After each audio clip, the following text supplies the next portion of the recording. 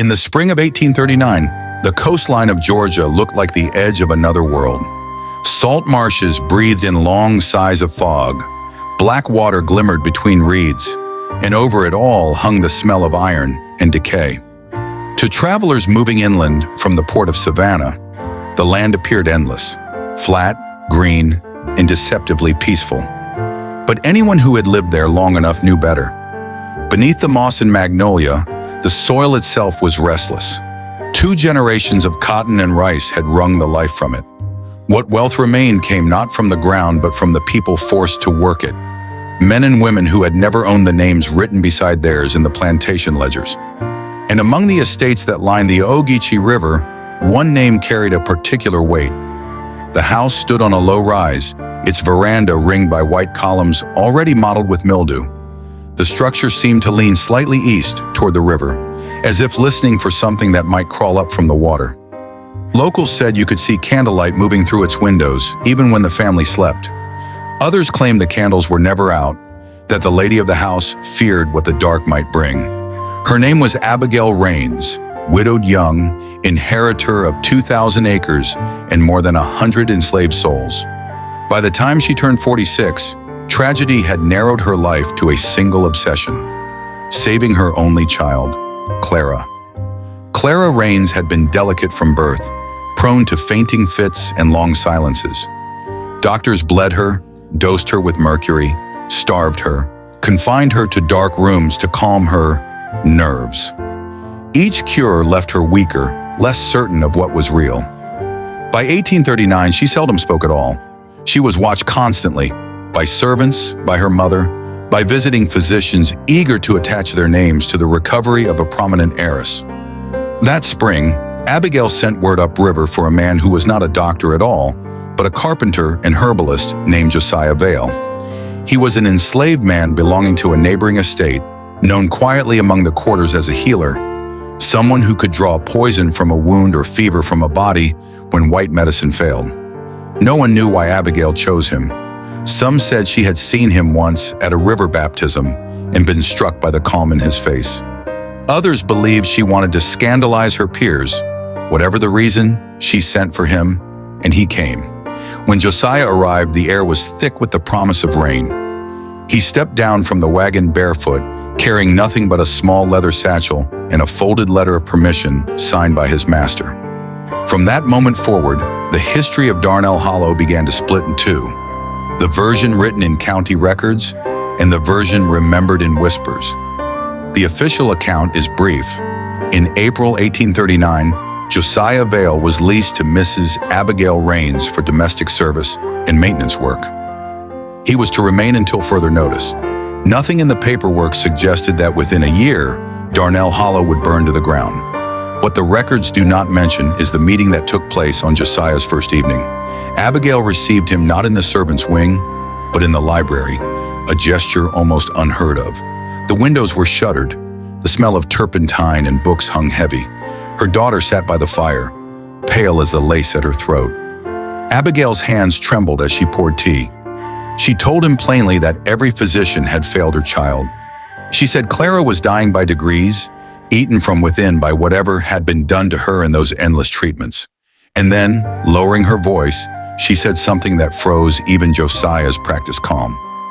"You will not answer to me," she said. "You will answer to her."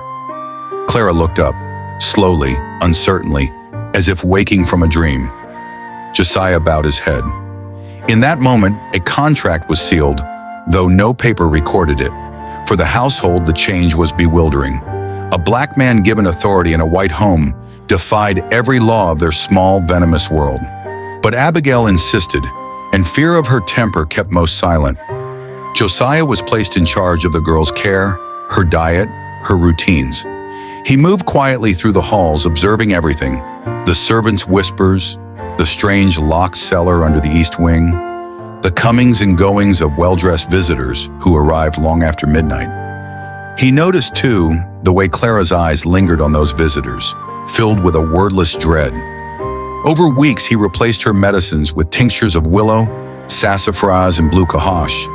He opened windows long kept shut, made her walk the veranda at dawn, breathe the damp air, feel sunlight on her skin. Her strength returned first, then her memory. And memory, as Josiah knew, is a dangerous medicine. At night, when the house slept, she spoke in fragments. Names, dates, a door beneath the house that no one must open. Josiah listened, never interrupting, piecing together what she was trying to remember. One evening, she asked him a question that chilled him more than any confession. If someone writes a thing down, Josiah, if they write it in a book and keep it locked away, does that make it true forever? He answered carefully. It makes it harder to forget, Miss Clara. That's all. She nodded, almost smiling. Then we'll make them remember. From that night onward, Clara began to change. Her voice grew steadier. She walked without assistance. And beneath her regained composure, something colder began to form. A purpose neither she nor Josiah dared speak aloud yet. By midsummer, word of her miraculous recovery spread through the county. Planters and their wives came to call, curious to see the girl revived by the hands of a man they considered property. Abigail received them with a composure that bordered on defiance. But beneath the pleasantries, another drama unfolded. Among the visitors were men whose faces Clara recognized from her childhood nightmares. Judges, merchants, a preacher whose sermons praised purity while his eyes lingered too long. They were part of a network known only to one another as the Circle of the 13th Harvest. Its meetings, she remembered, had taken place in the cellar, the same locked room Josiah had seen but never entered. These were not spiritual gatherings. They were transactions paid for in blood. Clara had been there once, too young to understand what she saw. Her mind had shielded her with silence, and the world had called that silence madness. Now, with her memory returning, the walls of that silence began to crumble. Josiah started keeping his own notes, small scraps of paper hidden inside hollow chair legs or behind loose bricks. He cataloged herbs, times, observations of household behavior. But more than that, he recorded the patterns of men, their arrogance, their habits, their fears. He knew that if justice was ever to come to Darnell Hollow, it would have to wear the mask of patience. By late August, the first storms rolled in from the coast. The wind bent the rice stalks flat. Lightning cracked over the marsh. In that restless weather, Clara began venturing into parts of the house long sealed since her father's death. One morning, she asked Josiah to bring a lantern. They descended a narrow stair beneath the pantry floor, steps so old the wood had turned black with mildew. At the bottom, behind a rusted iron gate, lay a room neither had seen before. Inside were shelves of books wrapped in oilcloth, jars labeled in Latin, and a long table stained dark by years of use. And there, beneath a sheet of yellowing canvas, lay a ledger bound in cracked leather.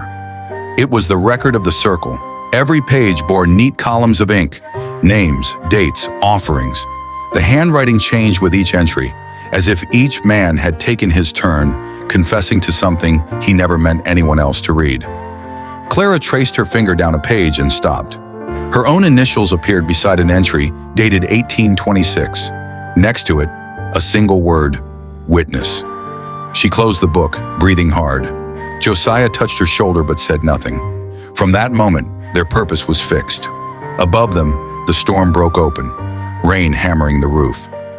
Thunder drowned the sound of the gate as it swung shut behind them.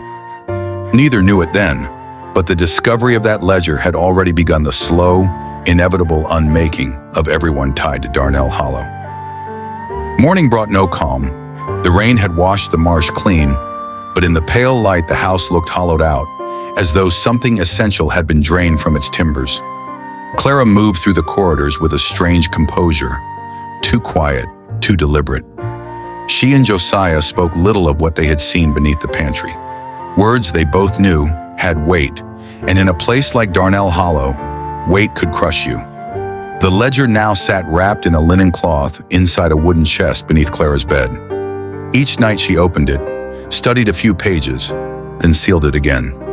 The entries were written in many hands, neat cursive, jagged scrawl, numbers penned with a clerk's precision. At first glance, it resembled an account book, but the transactions recorded there were not of cotton or grain. They were offerings. Every 13 months, on the night of the harvest moon, the circle met. One life was taken in secrecy. The victim's name seldom appeared, but the initials of those present always did. Initials that corresponded to some of the most respected men in the county. Judges, planters, merchants, and even a preacher.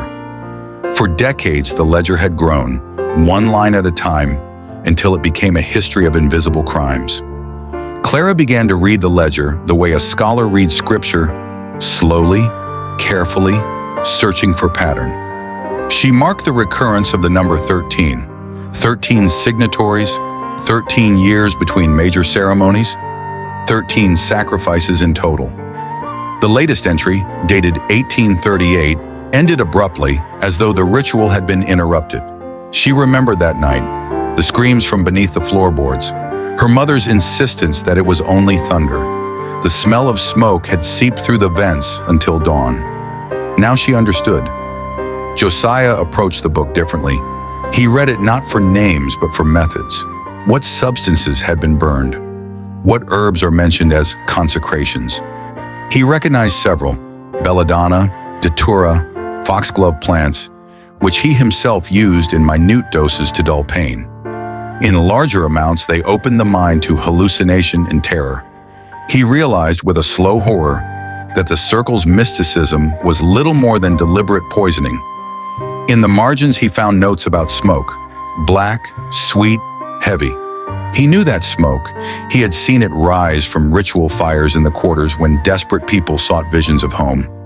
But here it had been twisted into something else, a weapon of control. Josiah understood now that the men of the circle did not simply believe in power. They engineered it through fear and chemistry, and fear, he thought, could be turned back upon them. For weeks, Josiah and Clara kept to a routine that hid their true work. By day, he mended shutters, tended the garden, mixed harmless tonics for Abigail's guests.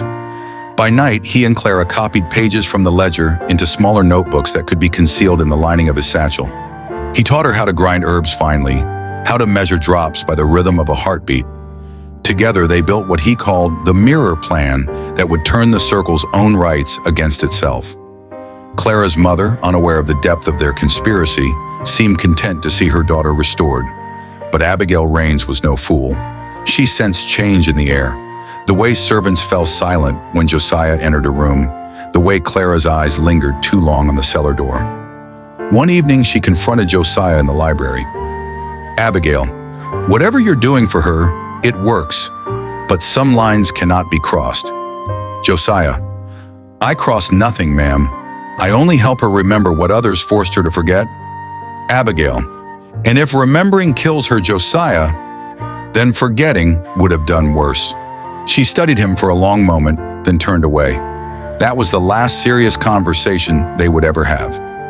Late that summer, Josiah began visiting neighboring plantations under the pretext of collecting materials. He bartered small crafts for saltpeter, lamp oil, and alum. Items harmless in isolation, but volatile in the right combination. To the overseers, he seemed dutiful, perhaps overly meticulous. None guessed he was stockpiling the means to destroy an entire order. He believed the circle's greatest weakness was not guilt, it was certainty. They believed the world would always bend to their will. If he could fracture that certainty, make them doubt their own senses, their own safety, the structure would collapse from within. Clara, meanwhile, practiced her part. She learned to steady her voice, to read the ledger aloud without trembling. Josiah timed her, adjusting her pacing so every name landed like a blow. When she faltered, he reminded her of the people whose lives filled those nameless entries. On September 29, 1839, the last of the year's storms passed. The nights grew cooler, the rice harvest neared. Tradition dictated that the circle meet soon, 13 months since their last ceremony. Invitations went out under coded phrases: a gathering of gratitude, an offering for prosperity. Abigail received one too, as her late husband had been a founding member. She tried to decline, citing Clara's condition. The reply was curt. Attendants expected that letter sealed their fates. Clara read it, then looked to Josiah. "They'll come here," she said. "Good," he answered. "Let them bring their own fire." From that day forward, the pair worked as if driven by a single mind. Josiah altered the composition of the candles stored for the cellar. soaking their wicks in a mixture of oils that would burn with a thick, hallucinogenic smoke. He rubbed the hems of ceremonial robes with the same substance, knowing the warmth of human skin would release its fumes. He arranged the cellar lamps so shadows would multiply unnaturally. Everything prepared, not for slaughter, but for revelation, the moment when the circle would see what they truly were. The night of October 12th arrived, humid, windless, the moon swollen and pale. From the river, one could see carriages winding toward Darnell Hollow, their lanterns flickering like will-o'-the-wisps between the trees. Servants carried crates down to the cellar.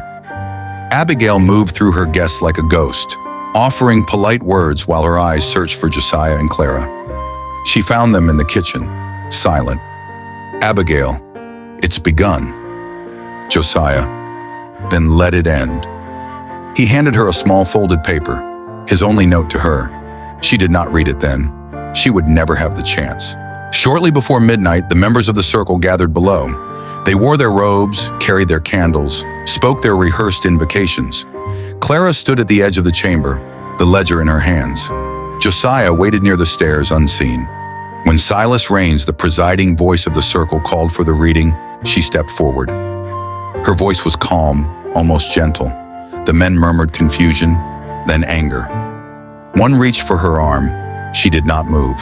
She turned a page and read the first line aloud, then another. The room's air thickened. Smoke curled from the candle wicks, sweet and dark.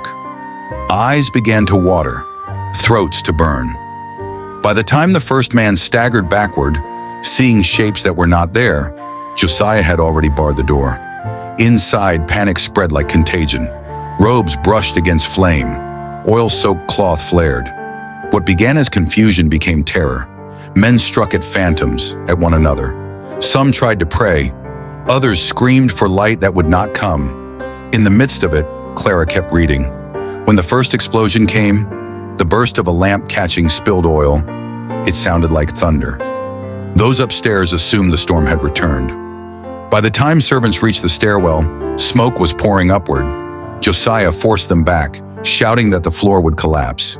He guided Clara through a side passage known only to him, up into the kitchen, out into the night. They stood in the yard, faces lit by orange light. The cries from the cellar grew distant, then ceased. Clara whispered the last names from the ledger into the wind, then let the book fall into the fire spreading across the veranda. In less than an hour, the great house was a skeleton of flame. At dawn, the fire still smoldered. 18 men were missing, presumed dead. The county coroner recorded it as an accidental conflagration. Abigail Raines's body was found near the library door, a handkerchief pressed to her mouth. Some said she died trying to save her guests. Others believed she had chosen to remain. No one mentioned the ledger. No one asked why an enslaved man and the young heiress were nowhere to be found. The ruins of Darnell Hollow smoldered for 3 days. When the ashes cooled, townsfolk came to salvage bricks, nails, anything that could be reused. They spoke of ghostly lights drifting over the marsh, of voices in the smoke calling names. In the months that followed, the surviving families of the circle withdrew from public life. Plantations changed hands. Records vanished. But among the enslaved communities along the river, a new story began to circulate. The story of a man who turned knowledge into justice, and of a woman who learned that remembering can be more powerful than fire. 2 nights after the blaze, a fisherman on the Ogeechee saw light moving through the fog, a single lantern swinging low from the bow of a small flatboat. When he rowed closer, he found Josiah Vale guiding the oar, and beside him a young woman wrapped in a charred shawl. He offered them water, but Josiah only said, "The river's got work to do." Then they drifted away, vanishing into the reeds. By dawn, rumors spread that the healer had escaped, taking the Raines girl with him. Rewards were posted. Men searched the swamps. They found nothing, only footprints that led to water and stopped there. For months, locals whispered that the ghosts of Darnell Hollow had fled into the marsh. In truth, Josiah and Clara followed the river north, deeper into the interior, to a region of abandoned rice fields where the land was so flat that sky and water seemed the same colorless gray. There they found a hidden community, a settlement known among freed and runaway people as St. Julian's Bend. It had begun as a refuge for the displaced. Africans, Creek survivors, deserters, anyone the world had no place for. Cabins rose from pilings above the marsh. Smoke curled from their chimneys like threads of memory. The elders of the settlement took them in without questions. They recognized Josiah. His reputation as a healer had already traveled upriver. Clara, pale and silent, worked beside the women, learning to mix dyes to cut reeds for weaving. At night, she and Josiah shared a small hut built on stilts over the water. There she began writing again, pages torn from memory, fragments of the ledger recreated from her mind. She called it the Testament of Smoke. Her words were less confession than warning. She wrote that evil was not a demon, but a design, a system of hands exchanging favors and silences. She described every man of the circle she could remember, every symbol carved into the cellar walls, every ritual phrase. Josiah urged her to write in code, but she refused. "If we hide it," she said, "someone will rebuild it." While they hid among the reeds, the world outside began to repair its own illusion of order. The surviving families of the circle used their influence to reshape the story. The fire, they said, was divine punishment for a woman's blasphemy, proof that tampering with forbidden knowledge led to ruin. Newspapers printed sermons on moral decay. No mention was made of missing men or the ledger's contents. The county court appointed a trustee to manage the remaining rangelands. And beneath that surface, the circle quietly sought to reform. Its new gathering called itself the Society of the Harvest Light. They met not in cellars but in parlors, dressed their secrecy in philanthropy, schools, orphanages, civic committees. To the public they appeared reformed. In truth, their creed remained the same: control through fear disguised as faith. Among their number was Elias Brand, a lawyer with ambitions far beyond the county. Brand believed that what had happened at Darnell Hollow was not a tragedy, but an opportunity. If the circle could be recast as righteous, its legend could inspire obedience in a restless, post-slave society. He began collecting surviving records, building a narrative that would erase Josiah Vale and sanctify the dead planters as martyrs of order. It was the first draft of a lie that would outlive them all. In the winter of 1840, a man arrived at St. Julian's Bend, thin, barefoot, his coat torn. He carried a packet sealed with wax and the imprint of a corn sheaf. Inside were letters addressed to Clara Raines. The handwriting was Abigail's. The letters had survived the fire, hidden behind a false panel in the library desk. They revealed what Clara had long suspected. Her mother had known the circle's crimes for years, but believed she could atone by protecting her daughter. In the last letter, Abigail wrote, "If the fire comes, let it cleanse what the water could not. Remember that truth is not enough. It must be told by those who lived it." Clara read those words aloud to Josiah, then burned the letters over a bowl so that the smoke rose through the hut's cracks. During that winter, Josiah built a small printing frame from salvaged wood and metal type scavenged from a ruined press. By spring, the first pages of The Testament of Smoke were inked and drying along the walls of the hut. Each copy, hand-stitched, bore a single symbol on its cover, a circle broken by flame. They distributed them quietly, through river traders, church leaders, abolitionist contacts traveling north. Everywhere the book went, it carried both warning and myth. The story of Darnell Hollow became more than local scandal. It became parable. But power rarely sleeps when challenged. Within months, bounty riders began combing the marshes again. Elias Brand's men. They burned settlements, interrogated traders, seized any pamphlet bearing the broken circle. St. Julian's Bend prepared for exile. Josiah urged Clara to flee north, but she refused. "If I run, they win twice," she said. "Once for my silence and once for yours." He understood and stayed. In July 1841, Brand himself came downriver with a detachment of armed men. He claimed to be investigating subversive materials. When they reached the bend, most of the huts stood empty. The people had vanished into the cypress maze. Only Josiah waited at the water's edge, hands raised, the river behind him glowing with the reflection of their torches. Bran demanded to know where the girl was. Josiah said nothing. The lawyer struck him with the butt of his rifle. Josiah fell, blood in his mouth, but he smiled. "You can kill a man," he said, "but you can't drown what he's taught her to remember." At that moment, the reeds behind the raiding party caught fire, slow at first, then roaring as oil spread across the water's surface. Bran shouted orders, but the boats began to burn.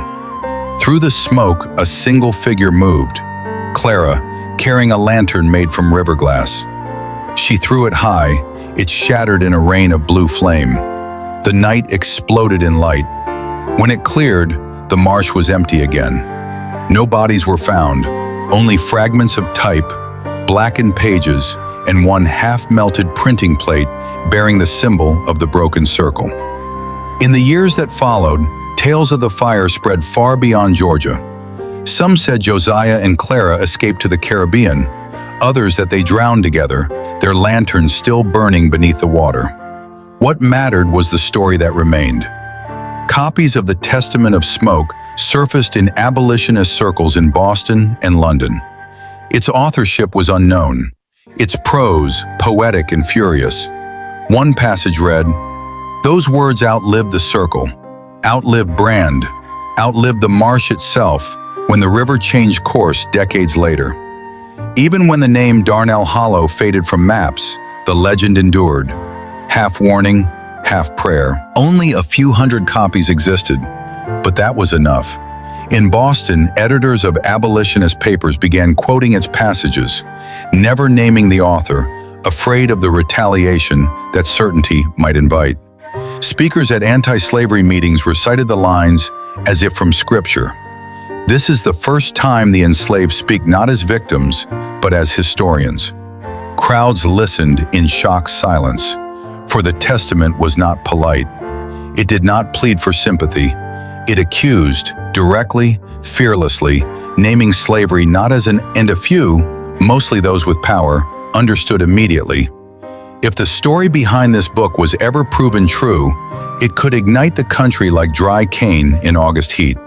Fortunate system, but as a deliberate engine of horror. In London, copies found their way into coffee houses and lecture halls. Students debated its meaning. Clergy argued over whether its portrayal of ritualized sin was metaphor or accusation. A group of reformers petitioned Parliament to investigate conditions in the American South. The request was quietly dismissed, but the rumors did not fade. No one knew who had written the book. Some believed it the work of a freed black theologian.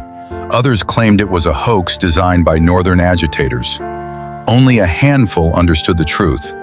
It had been written by a woman raised between wealth and terror, and shaped by a man who treated knowledge as a weapon instead of an escape. In the American South, the reaction grew swift and brutal. Newspapers condemned the book as poisonous discontent disguised in scripture. Preachers thundered from pulpits that such writing could only come from the devil. Elias Brand, now elected to a county judgeship, launched a campaign to trace the pamphlet's origins. His investigators raided print shops from Savannah to Charleston. They seized shipments of literature, interrogated laborers, and threatened families. Scores of innocents were jailed. But still, the book continued to spread. Brand understood the danger. The circle had never feared violence. It had lived by it. What it feared was memory. Memory was the one thing they could not burn, and the one thing the Testament kept alive. Even among the enslaved, the Testament became something larger than a document. It became a sign that resistance did not need armies or revolts. Only truth spoken with precision and courage. Elders repeated its passages around fire pits after work hours, reciting them with the same cadence used for ancient oral histories. Young field hands adopted small symbols drawn from the book, circles broken by a line of chalk, carved quietly into barn beams or spoon handles. They became marks of silent federation, signals that someone else nearby remembered. Whisper networks developed.